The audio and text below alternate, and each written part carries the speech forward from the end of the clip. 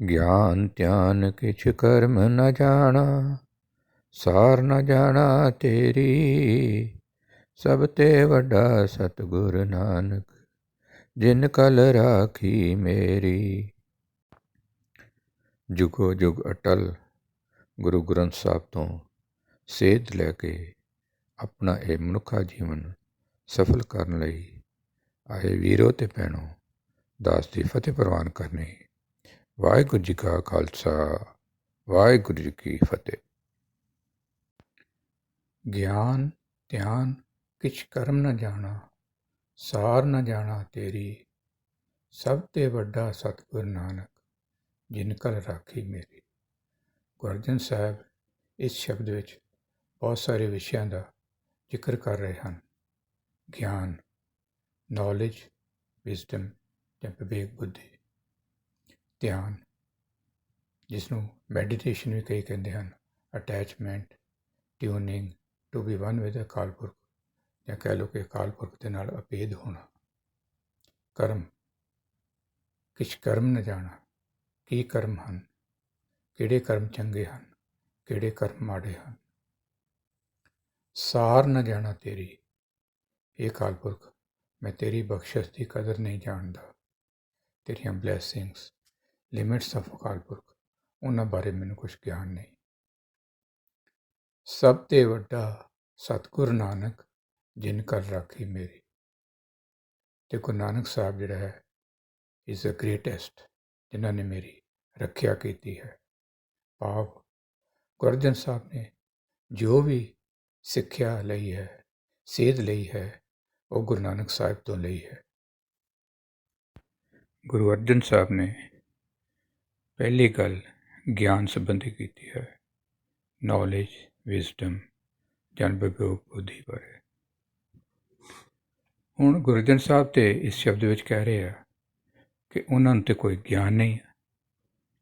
ਜੇ ਗਿਆਨ ਹੈ ਵੀ ਆ ਤੇ ਉਹ ਗੁਰੂ ਨਾਨਕ ਸਾਹਿਬ ਕੋਲੋਂ ਲਿਆ ਵਾ। ਜੋ ਵੀ ਨੌਲੇਜ, ਗਿਆਨ ਗੁਰੂ ਮਹਾਰਾਜ ਨੇ ਹਾਸਲ ਕੀਤਾ ਹੈ, ਉਹ ਗੁਰੂ ਨਾਨਕ ਸਾਹਿਬ ਕੋਲੋਂ ਹਾਸਲ ਕੀਤਾ ਹੈ।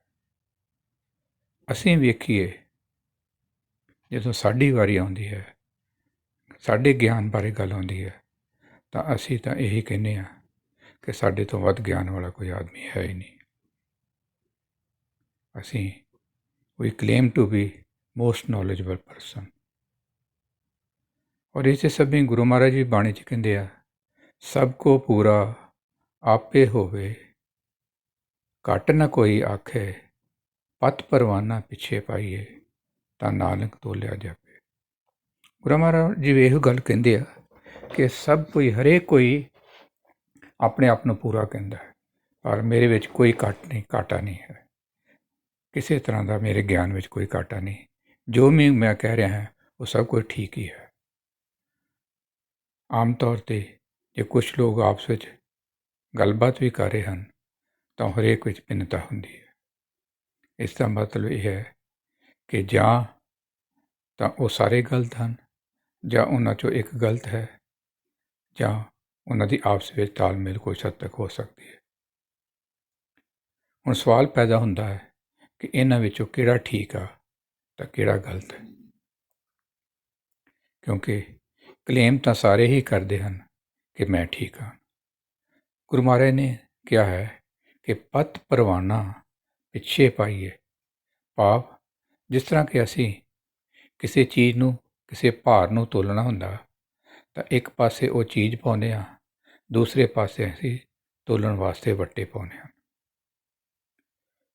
ਤਾਂ ਕਹਿ ਸਕਦੇ ਕਿ ਹਾਂ, ਇਸ ਚੀਜ਼ ਦਾ ਭਾਰ 1 ਕਿਲੋ ਜਾਂ 2 ਕਿਲੋ ਜਾਂ ਹੈ, ਜੋ ਵੀ ਹੈ। ਇੱਥੇ ਵੀ ਗੁਰੂ ਮਹਾਰਾਜ ਇਹੋ ਹੀ ਗੱਲ ਕਹਿੰਦੇ ਪਤ ਪਰਵਾਨਾ, ਵੀ ਉਸ ਅਕਾਲ ਪੁਰਖ ਦੇ ਦਰ 'ਤੇ ਇੱਜ਼ਤ ਵਾਲਾ ਪਰਵਾਨਾ ਕਹਿੰਦੇ ਵੱਟੇ ਨੂੰ। ਉਸ ਅਕਾਲ ਪੁਰਖ ਦੇ ਦਰ 'ਤੇ ਉਹ ਵੱਟਾ ਪਾਉਣਾ ਪੈਣਾ ਵਾ, ਜਿਸ ਦੇ ਨਾਲ ਤੋਲਿਆ ਜਾ ਸਕਦਾ ਹੈ ਕਿ ਅਕਾਲ ਪੁਰਖ ਦੇ ਦਰ 'ਤੇ ਇਹ ਕਿੰਨਾ ਠੀਕ ਹੈ। ਇਸ ਕਰਕੇ ਇਹ ਪਰਵਾਨੇ ਦੀ ਲੱਭਣ ਦੀ ਲੋੜ ਹੈ ਕਿ ਕਿਹੜਾ ਵੱਟਾ ਅਸੀਂ ਲੈ ਸਕਦੇ ਹਾਂ ਜਿਸ ਦੇ ਨਾਲ ਅਸੀਂ ਤੋਲ ਸਕਦੇ ਹਾਂ। ਔਰ ਇਹ ਜੀਵਨ ਦਾ ਗਿਆਨ ਸਾਨੂੰ ਲਗਾਤਾਰ ਬਚਪਨ ਤੋਂ ਲੈ ਕੇ ਸਾਰੀ ਉਮਰ ਤੱਕ ਸਿੱਖਦੇ ਰਹਿਣਾ ਹੈ, ਤਾਂ ਜੋ ਜੀਵਨ ਦੀ ਅਸਲੀਅਤ ਨੂੰ ਸਮਝ ਸਕੀਏ। ਗੁਰੂ ਅਰਜਨ ਸਾਹਿਬ ਨੇ ਦੂਸਰਾ ਵਿਸ਼ਾ ਧਿਆਨ ਦਾ ਲਿਆ ਹੈ। ਅਕਾਲ ਪੁਰਖ ਦੇ ਨਾਲ ਅਭੇਦ ਹੋਣਾ, ਜਿਸ ਨੂੰ ਅਸੀਂ ਅਟੈਂਸ਼ਨ ਵੀ ਕਹਿ ਸਕਦੇ ਹਾਂ, ਕਈ ਲੋਕ ਮੈਡੀਟੇਸ਼ਨ ਵੀ ਕਹਿੰਦੇ ਆ। ਅਟੈਚਮੈਂਟ ਟੂ ਅਕਾਲ ਪੁਰਖ, ਉਸ ਅਕਾਲ ਪੁਰਖ ਨਾਲ ਟਿਊਨ ਹੋਣਾ, to be one with Akal Purakh, ਜਾਂ ਕਹਿ ਲਓ ਕਿ ਅਕਾਲ ਪੁਰਖ ਦੇ ਨਾਲ ਅਭੇਦ ਹੋ ਜਾਣਾ। ਆਪਣਾ ਧਿਆਨ, ਆਪਣੀ ਲਗਨ ਇੰਨੀ ਲਗਾ ਕੇ ਰੱਖਣੀ। ਵੈਸੇ ਧਿਆਨ ਸੰਬੰਧੀ ਕਈ ਤਰ੍ਹਾਂ ਦੇ ਸਰੀਰਕ ਕਿਰਿਆਵਾਂ ਦਾ ਪ੍ਰਚਾਰ ਕੀਤਾ ਜਾਂਦਾ ਹੈ, ਪਰ ਇੱਥੇ ਧਿਆਨ ਵਿੱਚ ਰੱਖਣਾ ਹੈ ਕਿ ਧਿਆਨ ਮਨ ਨਾਲ ਲਗਾਇਆ ਜਾ ਸਕਦਾ ਹੈ, ਕਿਸੇ ਸਰੀਰਕ ਕਿਰਿਆ ਨਾਲ ਨਹੀਂ। ਇਸ ਕਰਕੇ ਉਹ ਅਕਾਲ ਪੁਰਖ ਜਿਹੜਾ ਕਿ ਪੂਰੀ ਦੁਨੀਆ 'ਤੇ ਕੰਟਰੋਲ ਕਰ ਰਿਹਾ ਹੈ, ਹਰ ਇੱਕ ਜ਼ਰੇ ਵਿੱਚ ਸਮਾਇਆ ਹੋਇਆ ਹੈ, ਉਸ ਦੇ ਨਾਲ ਧਿਆਨ ਜੋੜਨਾ ਹੈ ਤਾਂ ਮਨ ਦੇ ਨਾਲ ਹੀ ਜੋੜਿਆ ਜਾ ਸਕਦਾ ਹੈ। ਸਰੀਰਕ ਕਿਰਿਆ ਨਾਲ ਕੁਝ ਨਹੀਂ ਹੋਣਾ, ਮਨ ਦੇ ਨਾਲ ਸੰਬੰਧ ਬਣਾਉਣ ਦੀ ਲੋੜ ਹੈ।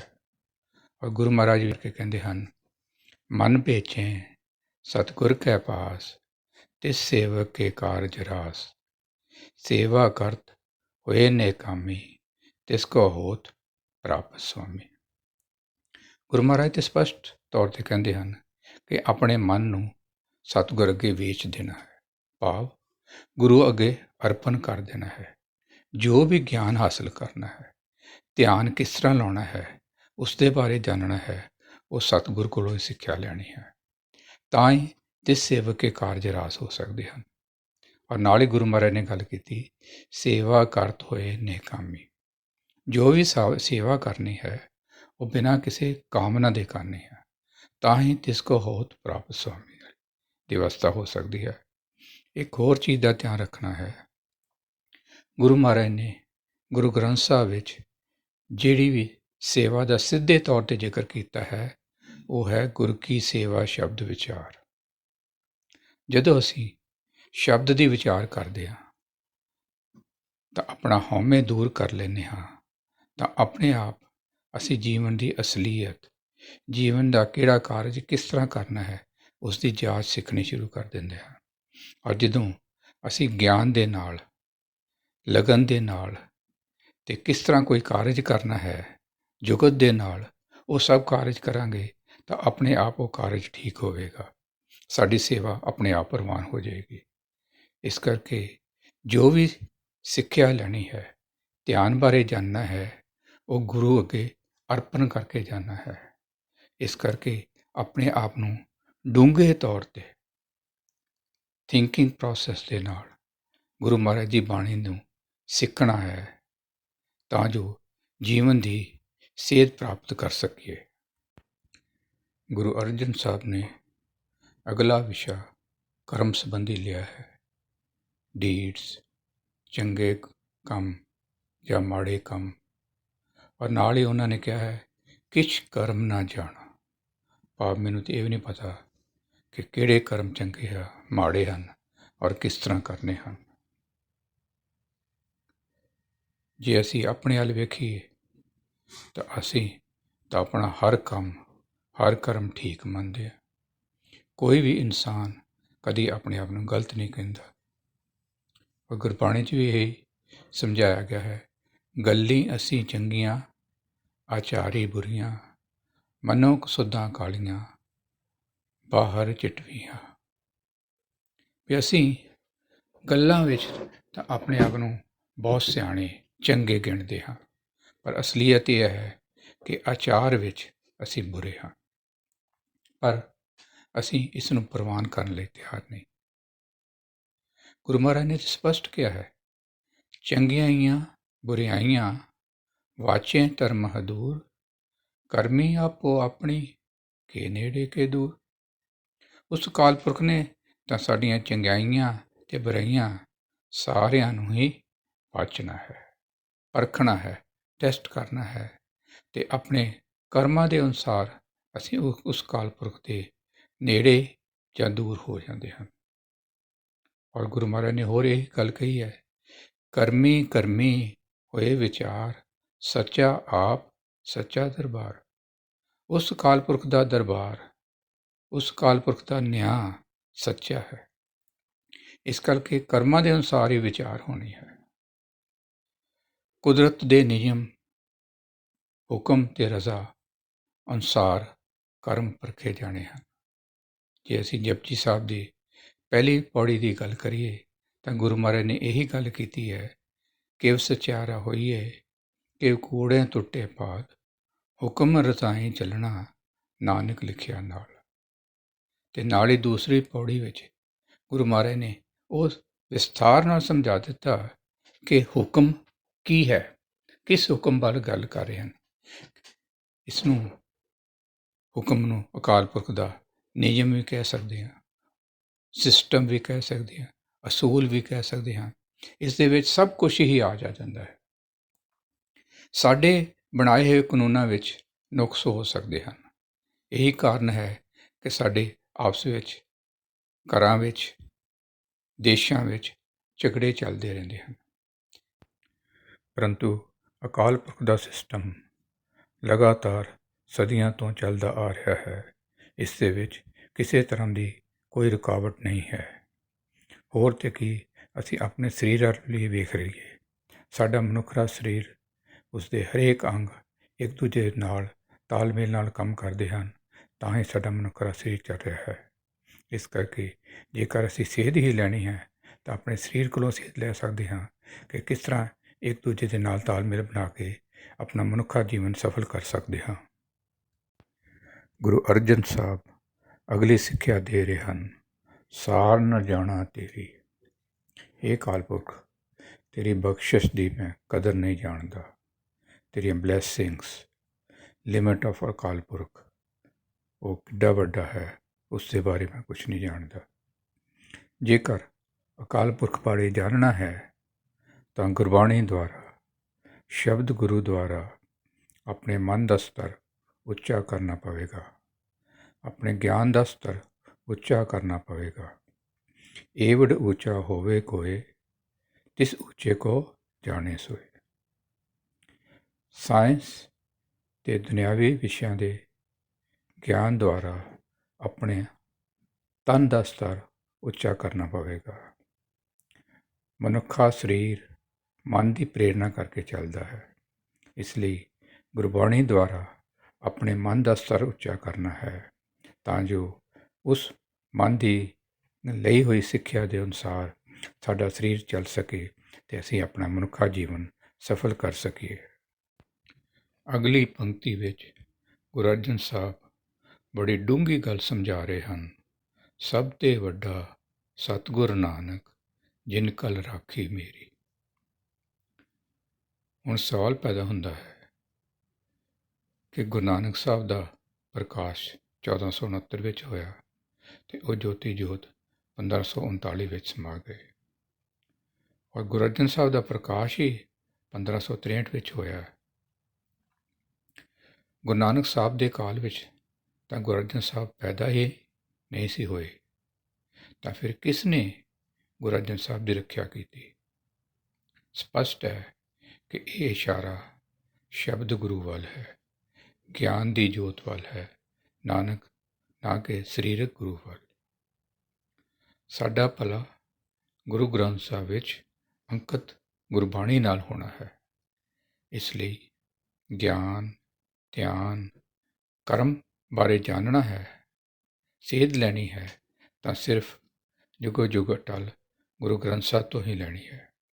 ਕਿਸੇ ਹੋਰ ਧਰਮ, ਕਿਸੇ ਹੋਰ ਗ੍ਰੰਥ, ਅਖਬਾਰ, TV, WhatsApp ਤੋਂ ਨਹੀਂ, ਤਾਂ ਜੋ ਸਾਨੂੰ ਸਹੀ ਜਾਣਕਾਰੀ ਮਿਲ ਸਕੇ ਅਤੇ ਅਸੀਂ ਆਪਣਾ ਜੀਵਨ ਸਹੀ ਦਿਸ਼ਾ ਵੱਲ ਲਿਜਾ ਸਕੀਏ।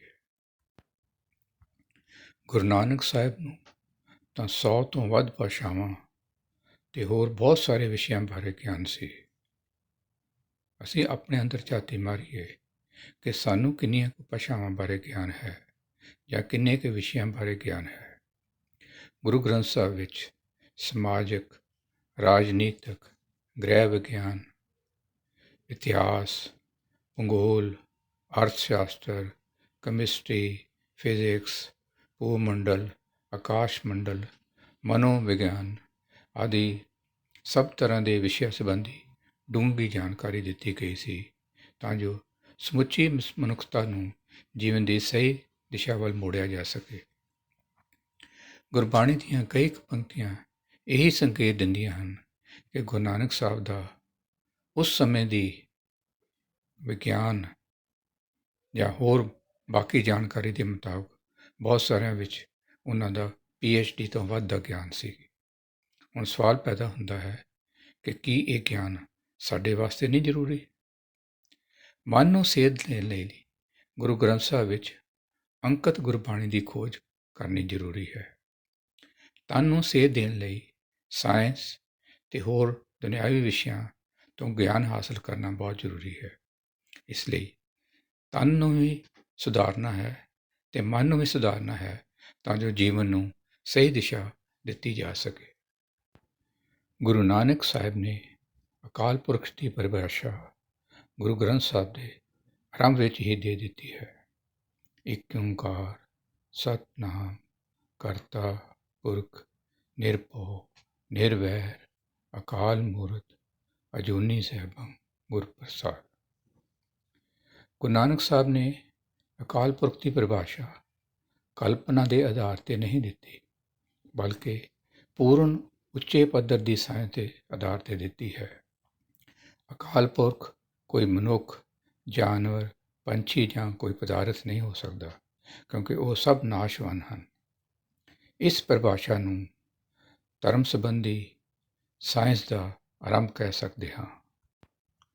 ਗੁਰੂ ਨਾਨਕ ਸਾਹਿਬ ਨੇ ਜਪਜੀ ਸਾਹਿਬ ਦੀ ਪਹਿਲੀ ਪੌੜੀ ਵਿੱਚ ਹੋਰਨਾਂ ਮਤਾਂ ਦਾ ਜ਼ਿਕਰ ਕਰਦੇ ਹੋਏ ਸਿੱਖ ਧਰਮ ਦੇ ਮੁੱਢਲੇ ਸਿਧਾਂਤ ਹੁਕਮ ਰਜ਼ਾਈ ਚੱਲਣਾ ਨਾਨਕ ਲਿਖਿਆ ਨਾਲ ਬਾਰੇ ਵੀ ਸਪਸ਼ਟ ਜਾਣਕਾਰੀ ਦੇ ਦਿੱਤੀ ਹੈ। ਸੋਚੇ ਸੋਚ ਨਾ ਹੋਵਈ ਜੇ ਸੋਚੀ ਲਖਵਾਰ, ਚੁੱਪੇ ਚੁੱਪ ਨਾ ਹੋਵਈ ਜੇ ਲਾਏ ਰਹਾਂ ਲਿਵਤਾਰ, ਭੁੱਖਿਆਂ ਭੁੱਖ ਨਾ ਉਤਰੇ ਜੇ ਬੰਨਾ ਪੁਰੀਆਂ ਪਾਰ, ਸਹਿ ਸਿਆਣਪਾਂ ਲੱਖ ਹੋਏ ਤਾਂ ਇੱਕ ਨਾ ਚੱਲੇ ਨਾਲ, ਕਿਵ ਸਚਿਆਰਾ ਹੋਈਏ ਕਿਵ ਕੂੜੇ ਟੁੱਟੇ ਪਾਲ, ਹੁਕਮ ਰਜ਼ਾਈ ਚੱਲਣਾ ਨਾਨਕ ਲਿਖਿਆ ਨਾਲ।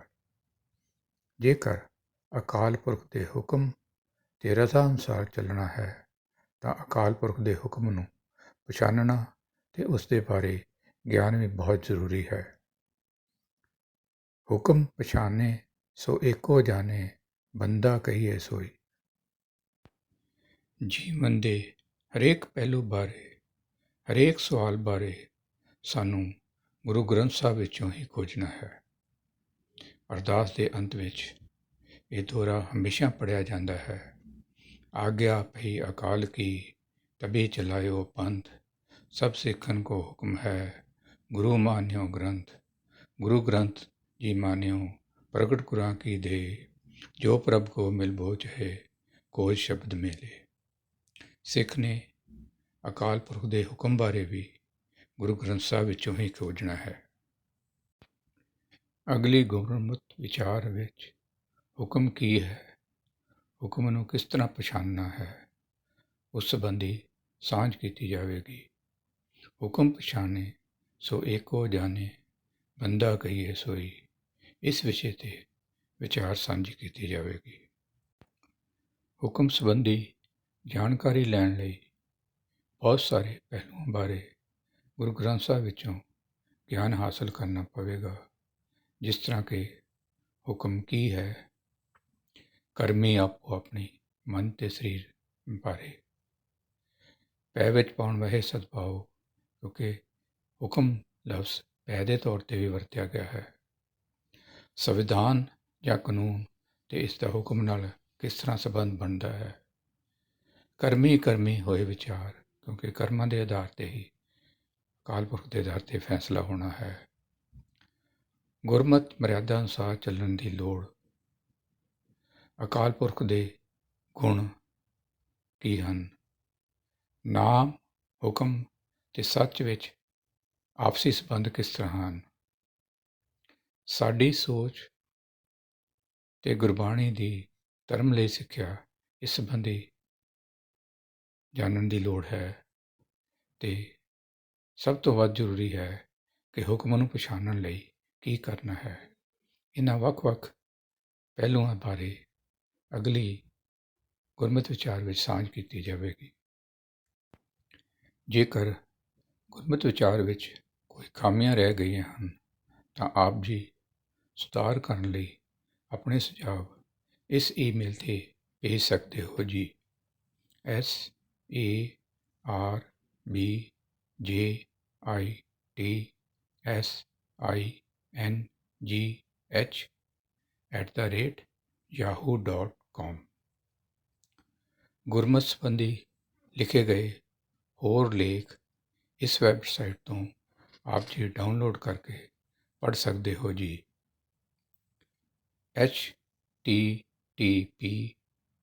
www.geocities.sarbjitSINGH ਇਸ ਵੈਬਸਾਈਟ ਤੋਂ ਆਪ ਲੇਖ ਡਾਊਨਲੋਡ ਕਰ ਸਕਦੇ ਹੋ ਜੋ ਕਿ PDF ਫਾਈਲ ਵਿੱਚ ਲਿਖੇ ਗਏ ਹਨ ਔਰ ਉਹਨਾਂ ਨੂੰ ਪੜ੍ਹ ਕੇ ਆਪਣੇ ਗਿਆਨ ਵਿੱਚ ਵਾਧਾ ਕਰ ਸਕਦੇ ਹੋ ਅਤੇ ਉਹਨਾਂ ਵਿੱਚ ਹੋਰ ਸੁਧਾਰ ਕਰਨ ਲਈ ਆਪਣੇ ਸੁਝਾਅ ਭੇਜ ਸਕਦੇ ਹੋ ਜੀ।